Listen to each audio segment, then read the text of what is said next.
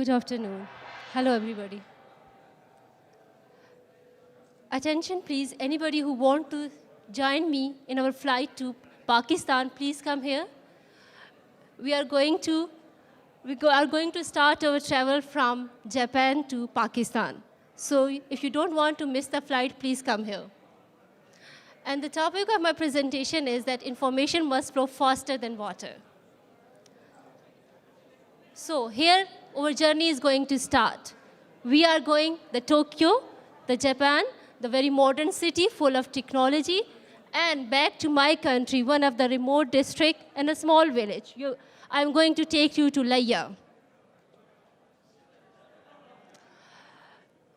It is a country where more than 180 million people are living.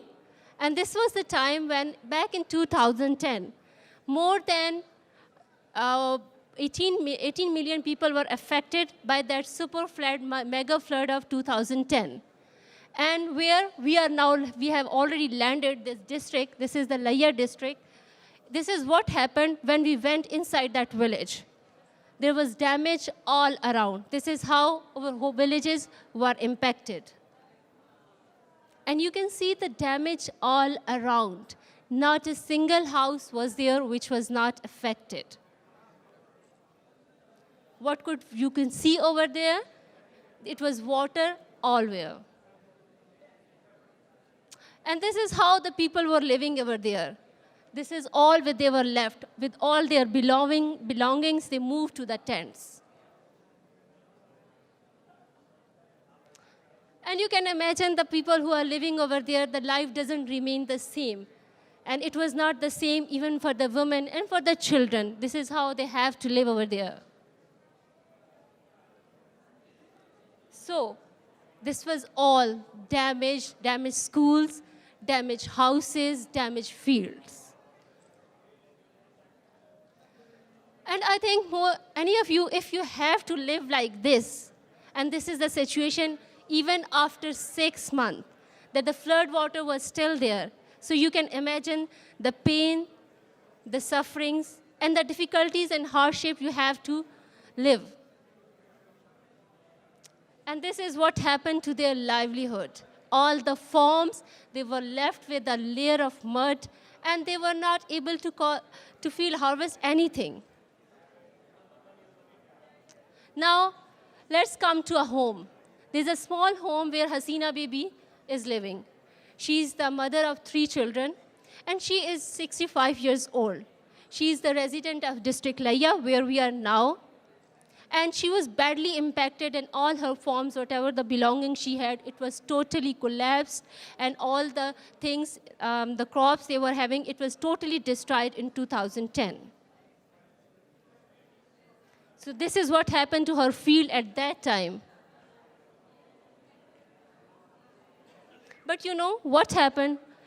After 3 years, again in 2013, the flood hit the same area, because Pakistan is a country which is very vulnerable to flood. Every year, it has now become a regular phenomenon. And again, it hit that same area. But this time, you know what happened? The impact was totally different for that area, and especially the Hasina Bibi. Although, again, it affected more than 25 districts of Pakistan. And the same thing, it has destroyed all the livelihood of the people. But for the Hasina Bibi, this time, it brought something different. And the difference was that she was able to save her crops. And she was able to manage, because of the early warning messages, the information that she received timely, she was able to harvest her crops before the time.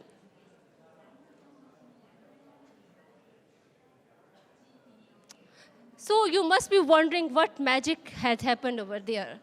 There was a very simple thing that happened in that area, that at this time, the information flew faster than the water. They had the accurate information, they had the authentic information, including Hasina Bibi, that what they have to do. And when the flood water was there, what the actions are required from them. So this is what Hasina Bibi is saying, for that the floods is now a regular biggest enemy for them. But this time, they were able to protect their crops because of the message they received. And my crop was almost ready, but we were waiting for the people for a couple of days before harvesting. If not, your message would not have come. It would have been destroyed all. So, how we try to help them, how we have make things possible happen over there. There were very simple things that we did over there. What we then, we tried to find out what is the missing thing which we need to put it over there. We looked at the thing that there was information was available, but it was not available that how it is going to impact at the local level. It was not about how it is going to impact their livelihood. They are just telling you that this much cubic water is coming, but what does this mean for a Hasina Bibi living in a remote area of the district Lavia? And then response planning based on that facts and figure was missing. So we started to work in that area in the 9 Union Council and in more than 460 villages. This is all we try to help the people to improve their resilience and to build the small action. We did the contingency planning with them. We trained them in emergency search and rescue. We involved the school children. So what they should be doing, they were better prepared. And then we gave them the charge that they should decide. One of the colleagues coming here, they said that the technology solution should be, according to the country context. So this is what we tried to do. We gave the charge to the community. They should decide what is the best for them. Some of the other mayas that were done over there. And the technology. Here I can see that in Sendai, everybody is breathing in the Wi-Fi. Everywhere you can, such a high-tech country. But for us, that is a small thing that really helped us, that we try to use that technology so that the people have the right information at the right time. And we tested that model in 2013, when through our more than 800 community activists, this message was disseminated to more than 80,000 people. And it was the same message was given that how much water is coming, how it is going to impact them 48 hours before to the 23 district governments and more than 40 CBOs.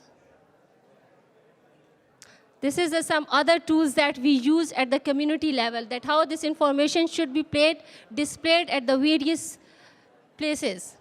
This is all tool that we use for it. And although the problem was big, but there were small successes that we got through all this process. Now, as a result of it, what change we have brought it? One of the major things was the trust. That whatever the information they are getting, it is reliable information. There is no exaggeration in that. And I think when the trust is there, then the people are ready to take the action. When they know that these people are there to help us. And similarly, the better contingency planning so that they have the early actions. If the plan A doesn't work, what will be the plan B? And authentic and timely information, and the last one is still the last mile.